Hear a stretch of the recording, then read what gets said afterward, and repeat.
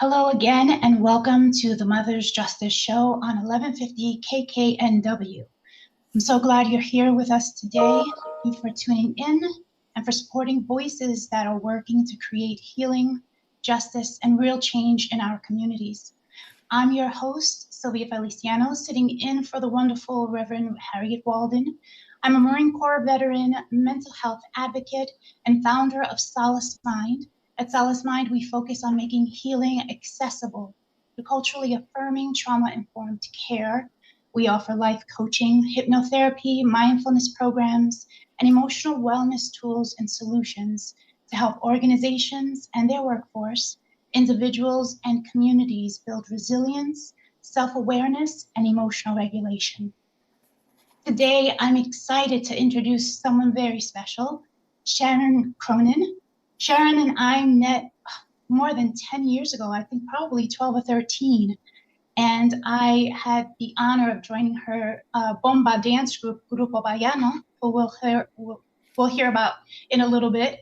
Sharon is not only a cultural worker and educator, but she's also the creator and organizer of the Caribbean Festival, a major celebration of Caribbean culture, music, and traditions. Through her leadership with Grupo Baiano and the Caribbean Festival, Sharon has created powerful spaces for our community, cultural pride, and cross-cultural education, both here and internationally. She continues to use dance, storytelling, and cultural exchange as tools for empowerment, education, and healing. And I'm so honored to have her join us today. Let's welcome Sharon Cronin to the Mother's Justice Show. Sharon? Thank you so much. It's such an honor to be on the show, especially always giving praise to the work of Reverend Harriet Walden, but also you as well, Sylvia Feliciano. I'm so glad to be here with you today. Thank you. Thank you so much, Sharon.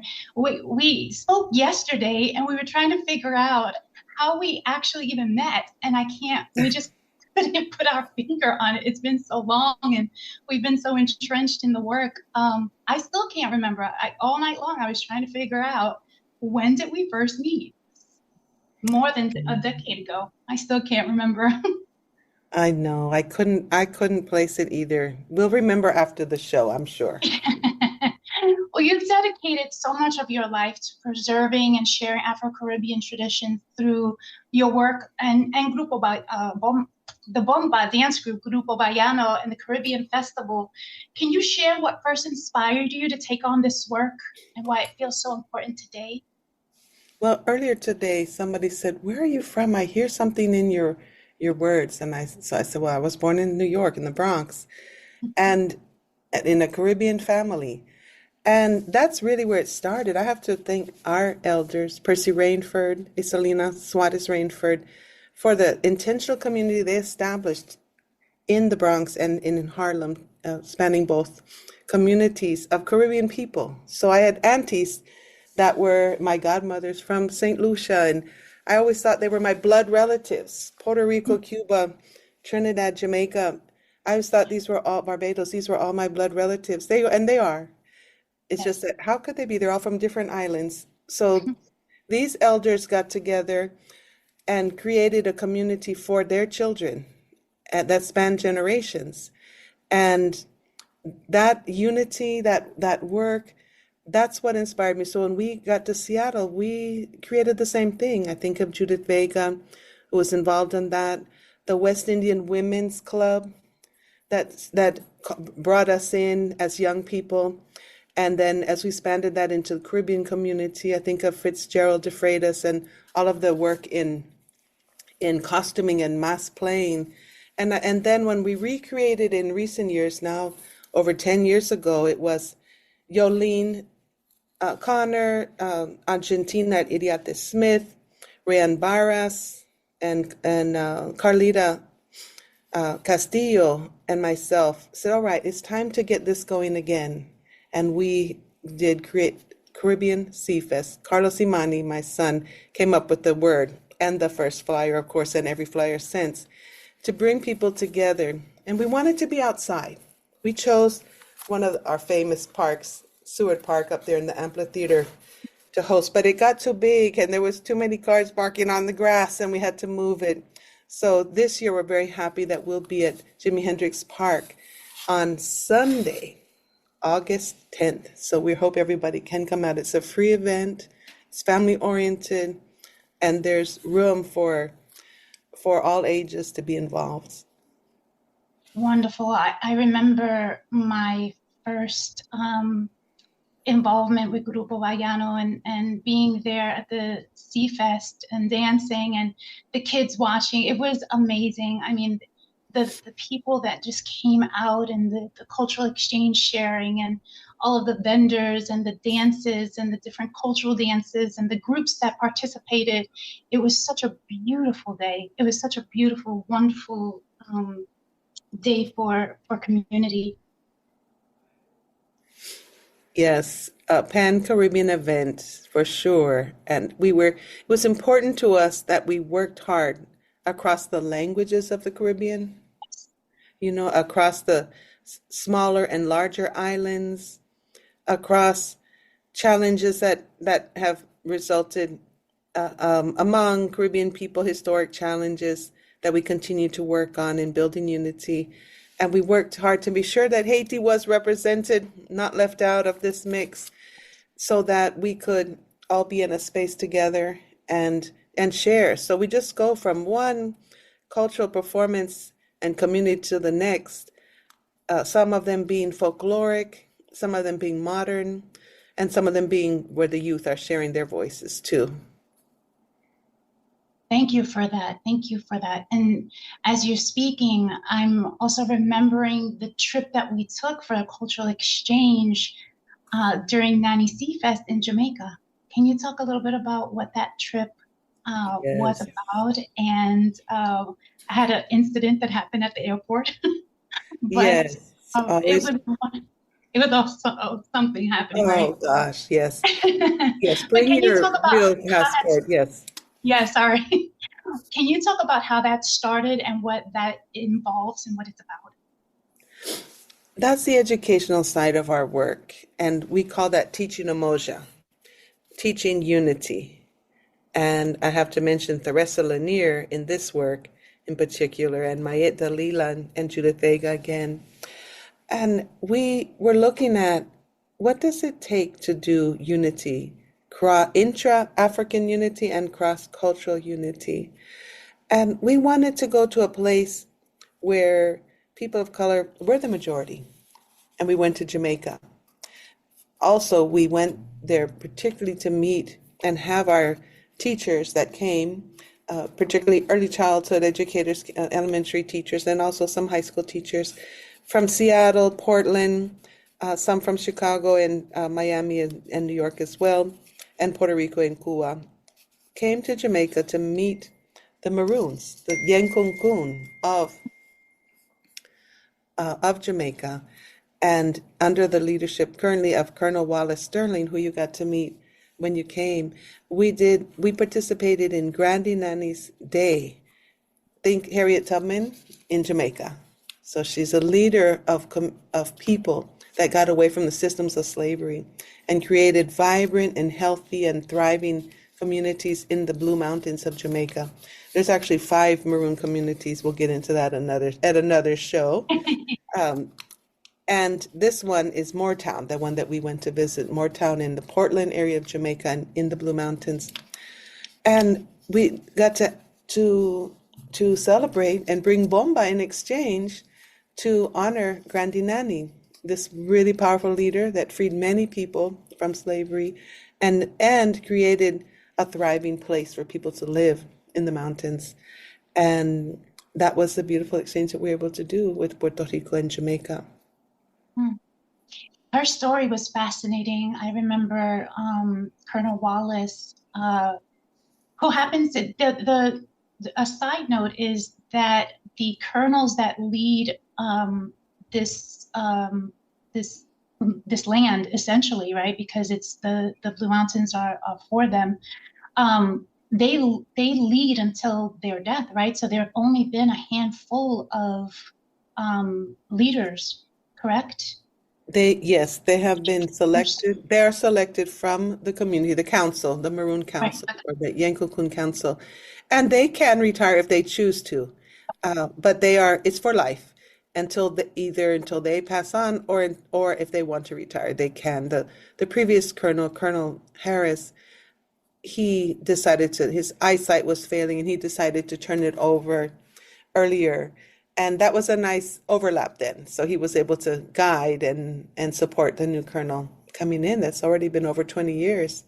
And in that time, Colonel Sterling has gotten recognition for Maroon culture and the Blue Mountains themselves as within the United Nations as just something so important that it shouldn't be lost. Yes, absolutely. I remember when we were there with him and he was telling us stories, amazing, beautiful stories. He told us of how Nanny during the war would hide the sick and the injured soldiers in a part of the mountain that wasn't discoverable. And so because they knew the lay of the land, she could protect them and go back and fight. And they ended up, of course, winning the battle from the British. And it was just an amazing story how much she cared for her people and her community. And the beautiful connection she had with the land. So, Yes. so Yen Kun people, Maroon people, are both African descent, especially Ghana, what's present day Ghana. But there were also other West African peoples there, and they came together. They kept the language going, a form of Akan, which is called Cromanti, going over all of these years. And now with cell phones and television and all these other things, the language is at risk of being lost. So Colonel's daughter, Tashika Sterling, has taken that on herself and has formed a committee in Jamaica to work on preserving and strengthening the Cromanti language with modern tree out of Ghana to keep all the words that have made it through these last 300 plus years, but add in the modern form and usage of language. And the same going with the Taino. Everybody says that there were no indigenous people left in the Caribbean, but that's not true, and it's almost always never true. So yes, there are still Tainos in Puerto Rico, in Jamaica, Haiti, Cuba, and cousins in the surrounding islands. And there's also work to revive and continue that language both in Puerto Rico and in Jamaica. Thank you for that. Thank you for that. We're going to take a little break. And when we come back, I definitely want to talk about your ties here. You mentioned Judith Vega, but I want to get into your ties here, your work here, because it's profound. You have Mark here yourself. And so I'd love to talk about that and about the events that are coming up and how people can volunteer for the Seafest. We'll Okay, take thank a you. break and come right back. The Mother's Justice Show is brought to you by H.G. Walden and the Virtues Healing Circles. Join us for Wisdom and Wellness with Reverend Walden, a monthly virtual and in-person healing circle that focuses on community healing and growth. Learn more at virtueshealing.com. That's virtueshealing.com. Also, be sure to join our healing group on Facebook. Again, visit us at virtueshealing.com today. Market Street Shoes is happy to sponsor the Mother's Justice Show in honor of our mother, Jackie Higgins Rosebrook, who spent her life fighting for social justice, and also in honor of all mothers who fight for social justice. Market Street Shoes, fashionable footwear and apparel for life's everyday adventures, in the heart of Ballard since 2006. Visit marketstreetshoes.com. Hello again, and welcome to the Mother's Justice Show on 1150 KKNW. We are continuing our conversation with our special guest, Sharon Cronin. And Sharon, we left talking about the trip to Jamaica with Grupo Wayano and the work there. And you wanted to invite folks too, if they're going to be in Jamaica, or if they want to go. Grupo Bayano will be there again the third Monday of October. Can you talk a little bit more about that? Yes, that'll be October 20th, Grandi Nani. It's a yearly event, always the third Monday of October during the Jamaican Heroes Day. And Grandi Nani is one of the official heroes of Jamaica. And that is her day. So in Moortown, Jamaica, in the Portland area of Jamaica, there is a celebration goes on. There's a language conference on the Sunday, but Monday is the day that Granny Nanny is honored in the community. And it is open to guests coming. And if there's an interest, you can let us know for details of how to participate. How can they contact you? Let's go with probably the easiest would be through email, and we can share that email. Okay, so the Grupo Bayano email? Sure, yes. Yes, grupobayano@hotmail.com. Yes. Spelling is GRUPO, Grupo Bayano is BAYANO, so grupobayano@hotmail.com. If you're interested in the details of where the Nanny Fest is going to be taking place, please email for more information. I remember when I attended this particular trip, I think it was 2017 or 2018. I think it was 2017. There were just so many different nations coming out with their own respective dance, and they all looked so similar. When we were dancing together and we had like that dance off, we were just sharing. It's so very similar. I remember there was a queen that had come. I can't recall which country she came from. Igbo people, the Igbo people in the diaspora. Yes. Yes. I mean, they come from around the world. So you're literally watching different nations from around the world dance, their cultural dance, all stemming from Africa. And it's just so beautiful to see. It's so empowering. It's so inspiring. The storytelling, the laughter, the food, the drink, the cultural exchange. It's such a powerful space to be in. Yes. Does it only happen in Moortown, or is it? No, the other Maroon communities, the other Yenkunkun communities also have their day. So those are different times that go throughout the year. And then, so everybody goes. The other Maroon communities will come to each other's events. So you see each of them presenting, yes. But this is the one at Moortown, October 20th. October 20th. Excellent. So shifting over to Seattle side, I do want to get into your work here in Seattle, especially the work that you and Judy have done together. I remember going to one of Judy's, it wasn't a lecture, it was more like a community discussion about Puerto Rico, and I had learned some fascinating details. Can you talk a little bit about your standing work here in Seattle? When we're looking at supporting children, families, communities, culture is always at the heart. And we had some great teachers along the way. And I think of people like Antonia Daded, Dr. Antonia Daded, and Dr. Geneva Gay, just really centering culture in our work with children and families. But also in taking on issues of injustice. And so Judith Vega, my comadre of over 40 years, pushing 50 years, has been a leader in that as well. And she and Mayet Dalila have intra-African connection to really work at what it takes to build that unity across the African diaspora. And so that includes Puerto Rico, that includes Jamaica, that includes, just all of these communities. So our dance group has been around, Grupo Baiano, has been around for over 40 years. And we have benefited from many wonderful teachers.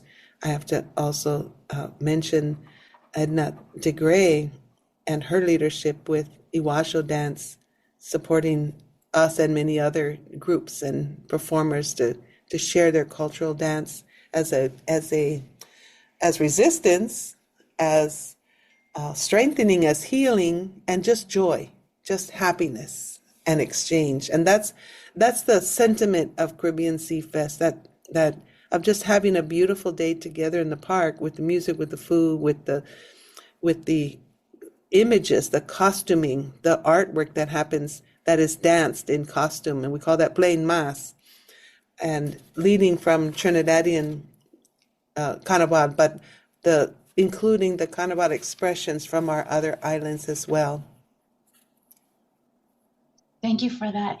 I know in studying mental health counseling now, one of the cultural components that we've learned is, and we know, inherently we know, that music has been a foundational support for resilience in the community. How has connecting cultural roots through Grupo Baiano have you seen support mental health and emotional resilience in the community, especially with youth, as we're seeing an increase in mental health needs and challenges amongst those seeking identity and belonging? There's this concept of bate within Puerto Rican traditions, within Boricua traditions, that is played out across the Caribbean and also within the African diaspora. That space that's created in front of the drums, that space that's created with the community, the singers, the dancers, and the drummers all together. And it is a healing space.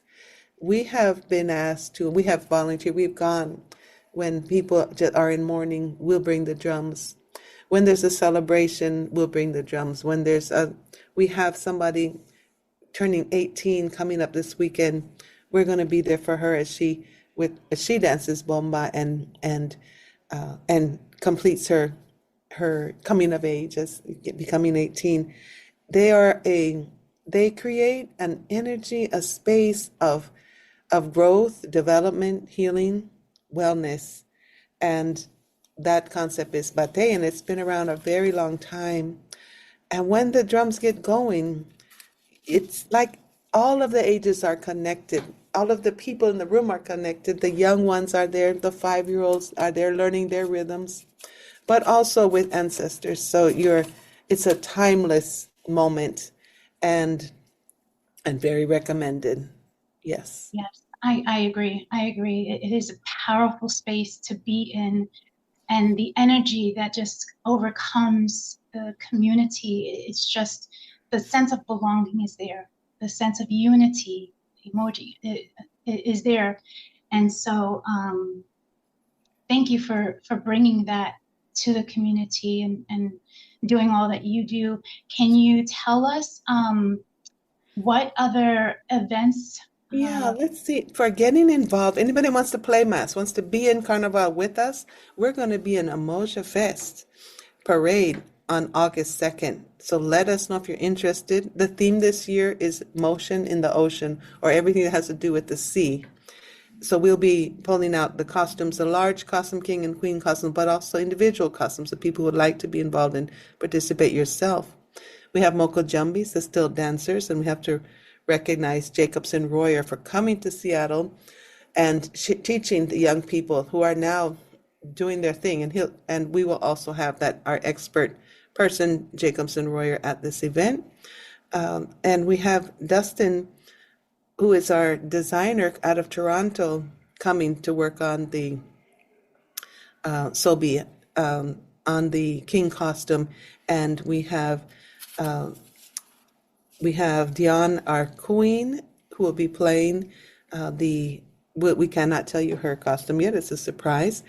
But also we're doing a fundraiser.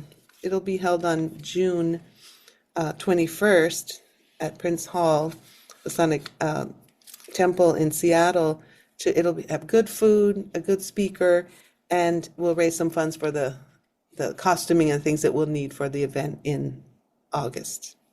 Wonderful. And you're looking for volunteers for all of the events, and we Yes. want to bring the youth out. We have to bring the youth out to get Yes. involved in cultural exchange, cross-cultural education, the cultural pride, the unity, and just sense of community. It's a wonderful space to be in. Thank you so much, Sharon, for joining us. Again, if you want to contact Sharon, it is grupobayano@hotmail.com. Join any of the events that she's holding, volunteer. And if you want to get Grupo Bayano at your event, please email her and coordinate the details. Thank you again, Sharon, for joining us. And we're going to take a little break for our next special guest. Thank you all for joining us. Market Street Shoes is happy to sponsor the Mother's Justice Show in honor of our mother, Jackie Higgins Rosebrook, who spent her life fighting for social justice, and also in honor of all mothers who fight for social justice. Market Street Shoes, fashionable footwear and apparel for life's everyday adventures, in the heart of Ballard since 2006. Visit marketstreetshoes.com. The Mother's Justice Show is brought to you by H.G. Walden and the Virtues Healing Circles. Join us for Wisdom and Wellness with Reverend Walden, a monthly virtual and in-person healing circle that focuses on community healing and growth. Learn more at virtueshealing.com. That's virtueshealing.com. Also, be sure to join our healing group on Facebook. Again, visit us at virtueshealing.com today. Hello again, and welcome back to the Mother's Justice Show on 1150 KKNW. Thank you for being with us today and for standing with us as we hold space for healing, justice, and hope. I'm your host, Sylvia Feliciano, founder of Solace Mind, a wellness practice dedicated to creating trauma-informed spaces for healing and resilience. I'm honored now to introduce our next guest, someone whose friendship and leadership have meant a great deal to me personally, Mike Washington, or as we in the military and veteran community know him, Top. Top and I first met through Team Rubicon, where he led the regional Team Rubicon chapter responding to disasters. It was through Mike and Lieutenant Bennett of the Seattle Fire Department that my son Joshua was inspired to apply and join the Seattle Fire Department Youth Cadet Program. Mike Washington is a retired Seattle firefighter with over 32 years of operational experience, a retired Marine Corps Master Sergeant, 23 years of military service, and a licensed psychotherapist specializing in trauma and PTSD. Throughout his career, Mike has dedicated himself to helping veterans and first responders understand and respond to the force of stress, PTSD, and suicide. And just as importantly, to help them find a path towards post-traumatic growth. His work has been recognized nationally, from being honored as Team Rubicon's Veteran of the Year to being featured on Oprah Winfrey's Father's Day special honoring Black fathers. Mike's passion for this work is deeply personal. After the loss of his son, Sergeant Michael T. Washington, who was killed while serving with the Marines in Afghanistan, Mike turned his grief into a mission to save lives.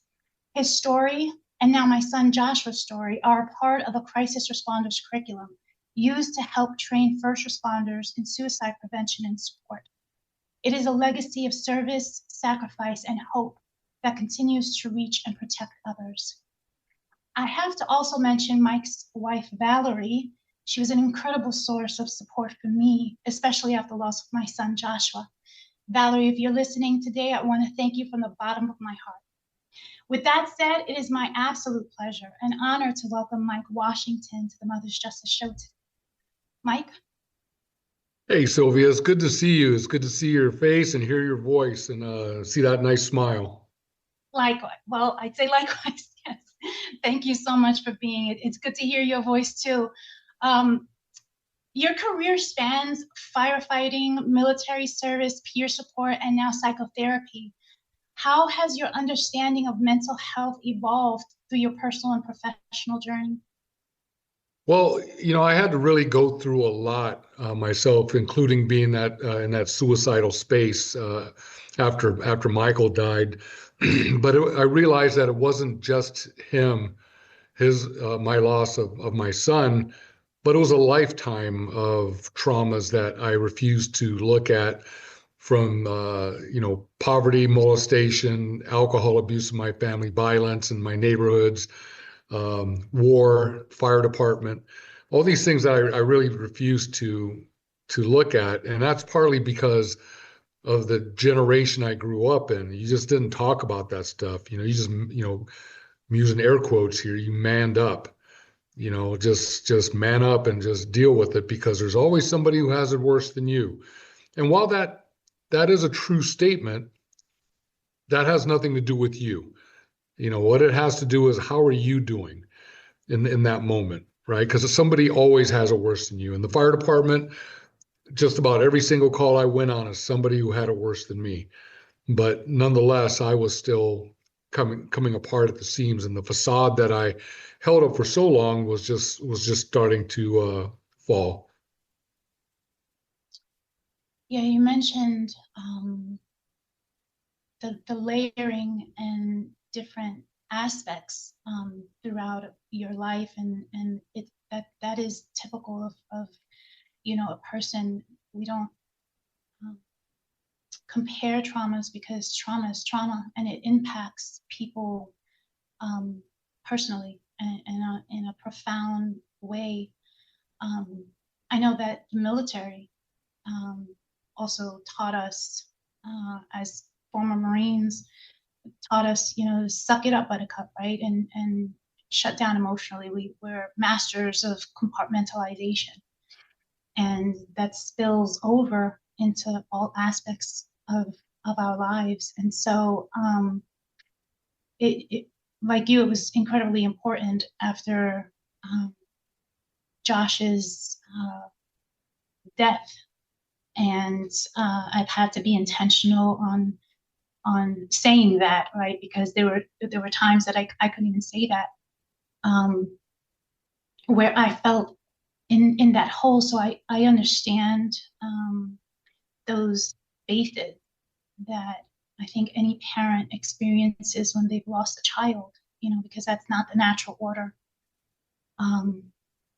You have been an incredible source of inspiration, and we watched you grow.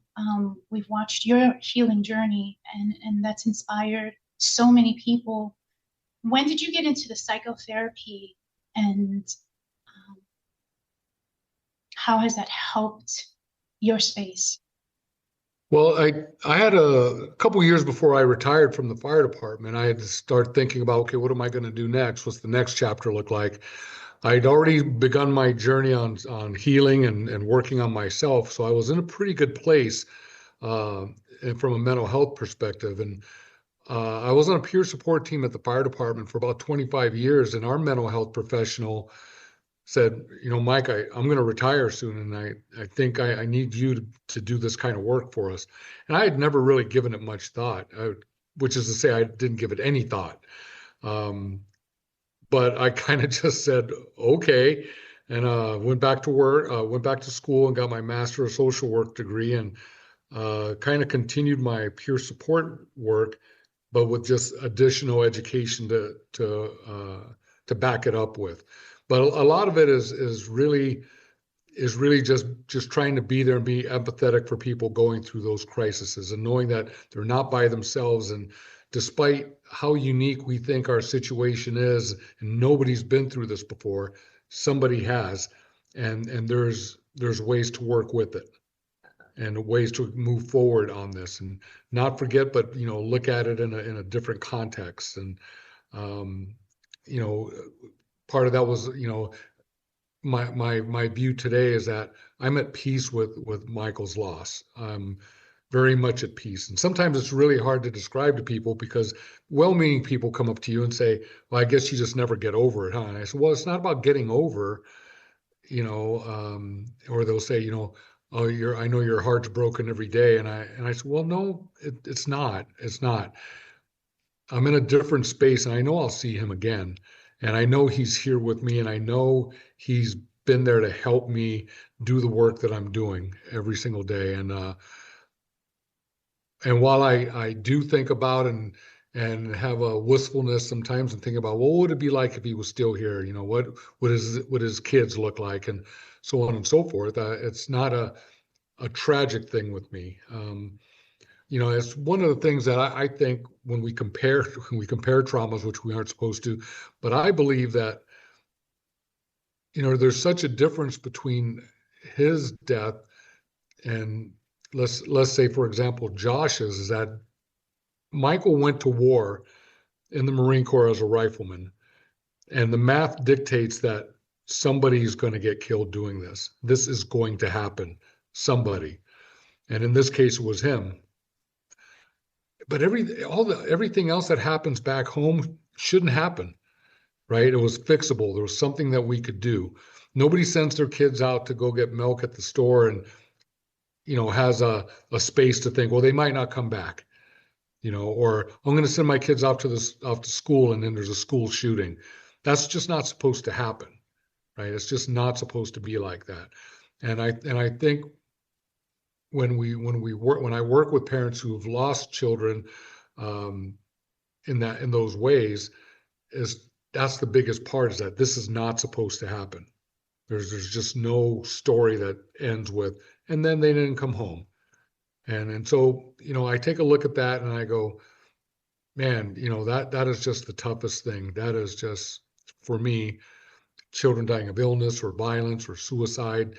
It's just, man, you just want to be there to hold that parent and let them know that there is an avenue for us to get into a better space with this. There is. And some parents don't know that. They don't. And they just grieve every day like it's the first day. And that breaks my heart. Yeah, John, you're absolutely right. I mean, no death of a child can be expected, right? Even when he went abroad, you have this thought, well, yes, he's in the military, he's in a strong military, and so my heart goes out to you as well. Josh was thriving in Tennessee, and it was, we're doing a lot of inquiries because he reached out for help. Mm-hmm. And even though they have a crisis response team, nobody was sent to him. So there, as you know, there are so many overlaps and so many gaps in mental health resources. And it's a fractured and fragmented system. And at times, even when the resources are there, but they're not utilized optimally and appropriately, tragedy happens. And, you know, it was a week leading into it. And so, yeah, it was definitely something that wasn't supposed to happen. And so, but again, no parent wants, you know, to lose a child before them.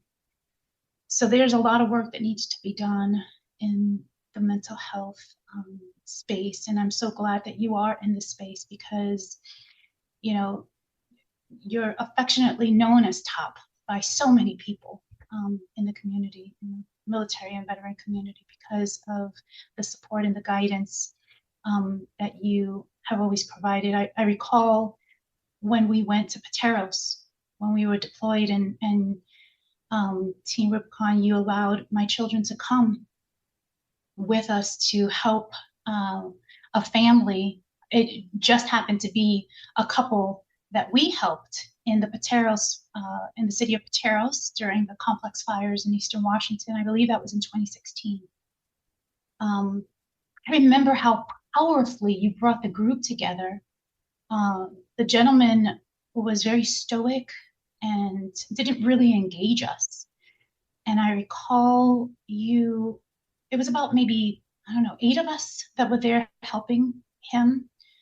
There were many more volunteers helping other families in that respective, but for our little group, we were helping build a perimeter fence.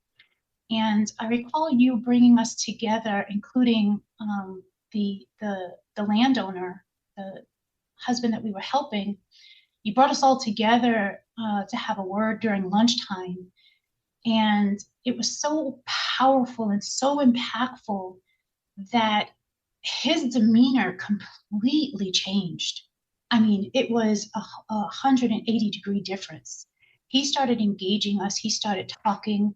He even offered and gave us meat from his cattle at the end and invited me and the kids to come back. And so it was, you have always been pivotal. And when I learned that you were now a psychotherapist, I was just so happy and just knew that that was a natural course. It just seemed natural, just seemed right. And so thank you for serving that, not just for others, but for yourself as well. There's so many people that have personal challenges with mental health, and they lack the tools and the resources and the awareness, simply because, like you, like myself, we weren't raised with that as a resource. We weren't raised with those conversations about mental health and self-care and resilience and emotional regulation, emotional intelligence. And so how do you know what you don't know? And how do you reach out when there's so much stigma? And so breaking that stigma has been an incredible challenge for communities where there aren't even words in the native tongue for instance, depression. And so it's so important that people do get into mental health. And I'm so glad that you are serving in this position. I know that peer support has also been a foundation in your work. Why do you think peer connection is essential for mental health recovery? Well, let me go back to that day in Pateros. That was such a great day. Yes, it was. I actually have a picture somewhere of all of us because my brother was there as well. And That's right. and I remember that rancher, he looked like one of the guys from Yellowstone, and I Yeah, the know cord. yeah, when he looked at us, I'm gonna go ahead and say it. I'm gonna say he's like, what the hell are these guys gonna do for me? You have a gal from the Bronx, you have a guy from Hawaii. We're all people of color. Your daughter's a fashion model. Josh had the world's biggest afro, and my brother. Well, he's just my brother, and I'm certain that he was just like, I don't know what you guys are gonna do for me. And I says, well, I've never mended a fence before, but show me what we need to do. And we turned to, and like I said, just through our conversations, at the end of the day, we were all human beings. Yeah, I have pictures of Joshua with the handheld. There was no mechanical, electric tools there. Right. We were digging those deep, deep holes with Civil War type instruments because that. We're laughing because he had a cap on, a cover with a Civil War cord on it. Yeah. And so we had some concerns. we did. But you turned it around, and so it was truly a really powerful lesson learned, I think, for us all. Well, I think we turned it around because it was all of our demeanors and all of our hard work and willingness. Yeah. Nobody had to be told or coaxed or anything. I mean, like I said, you had the fashion model out there, getting after it, and Jenny from the block, back in the Bronx, she's getting after it. And I hope he still carries that memory as fondly as I do. That's my hope. Yeah, you're right, because he did mention that that we did in 8 hours what would have taken him and his wife the whole entire winter. He needed that he needed that perimeter fence for his cat, and he was concerned. And we were able to do it in one day what would have taken them the entire. We worked really hard. We did. Yeah, we did. We did really good stuff. That was a great day. Going back to your original part of your question too about peer support and what is that peer connection, I think the biggest part of it is just letting people know, one, that we're human beings and that what they're going through is a natural thing. Everybody goes through things at different times, through their experiences, and it's okay. We are designed to have these feelings, and if you need help with it, that's okay too. And I think we've done ourselves a great disservice in our society today by telling ourselves that, you just man up, and in the Marine Corps and the fire service, law enforcement, we have what I call the Clint Eastwood mentality.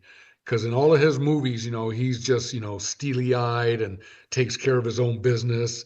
But in all his movies, his family hates him. He's divorced, and he's just not a happy guy. And who wants that? Nobody wants to be that guy, right? And so it's really easy if we start off sooner and let people know that it's okay to not be okay. Absolutely. It's okay to not be okay. And that if you need help, it's there. And just, showing that empathy to people, maybe sharing a little bit of your journey or letting them know that, yeah, you're not the first person to go through this and there's help for this. And if that one doesn't work, then we'll try this one. If that one doesn't work, we'll try this one. And I think, if we can get this inculcated into our society at an earlier time, and we starting to see it now, that people are more okay with not being okay in the moment. And we can move in that direction. So that's my feelings on peer support, is being a human being, being empathetic, letting them know they're not alone, and we'll get you down this path. Absolutely. Absolutely. You're absolutely right. What would you encourage folks to do if they're struggling with PTSD, grief, depression, just struggling mentally to get day by day? What would you encourage them? I would encourage them to get a therapist, to reach out and get a therapist. I recommend that people get a therapist when things are fine.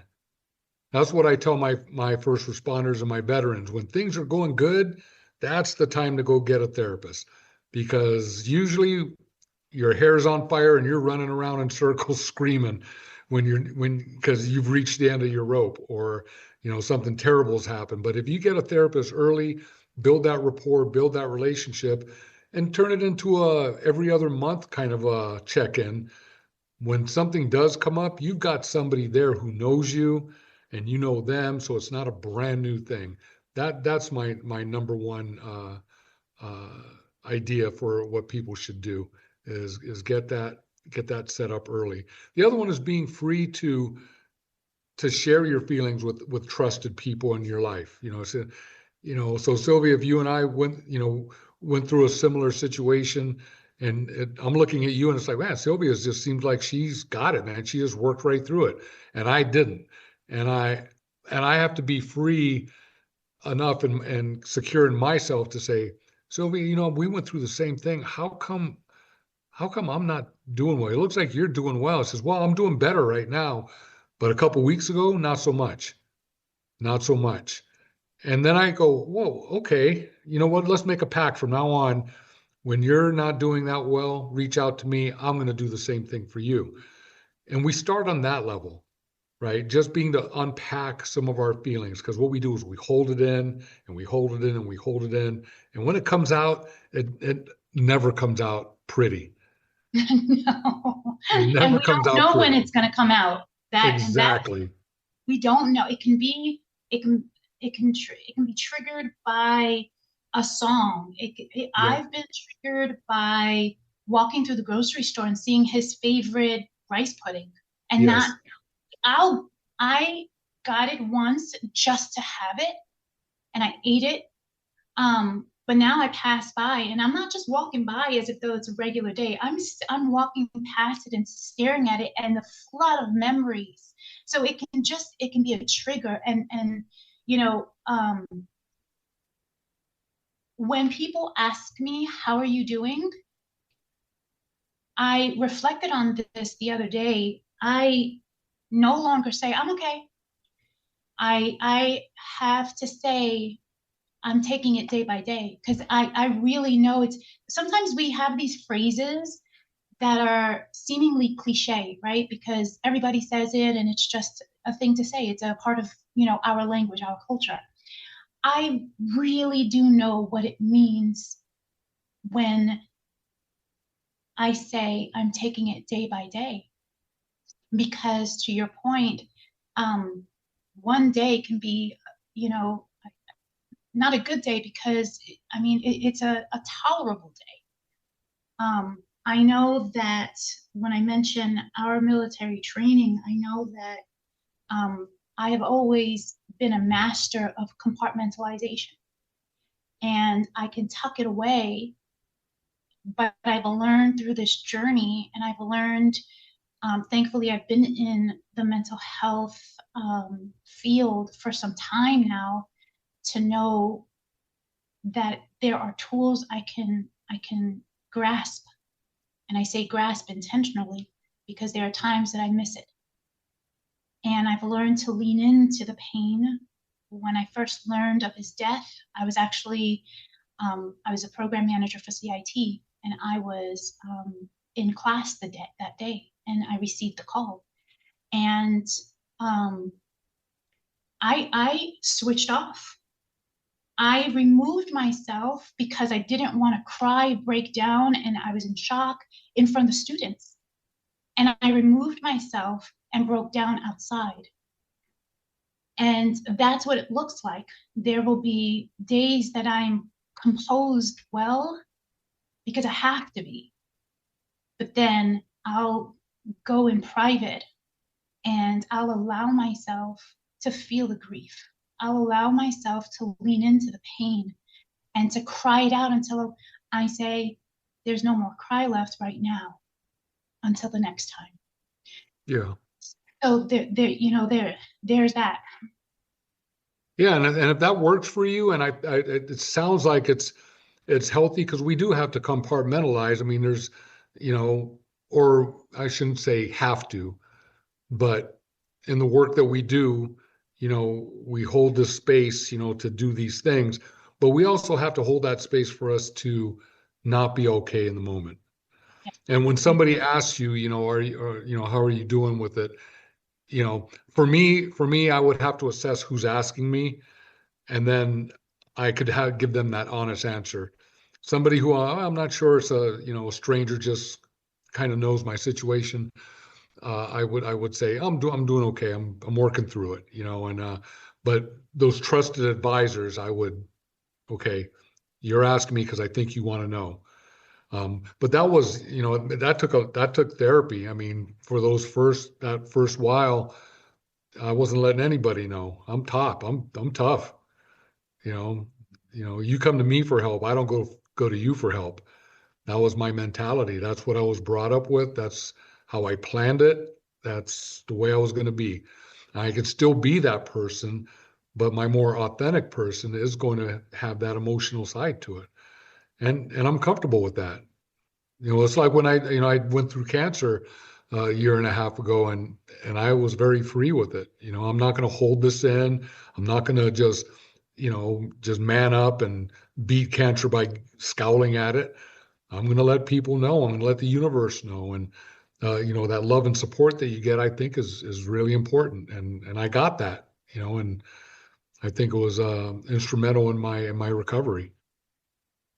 Absolutely. I feel the same way. I had a network of support that supported me. And without that, it would have looked different. So thank you so much, Mike, for telling us and sharing your story. It's a powerful one, and I'm sure that we'll be seeing so much more of your journey. And we thank you. We thank you so much.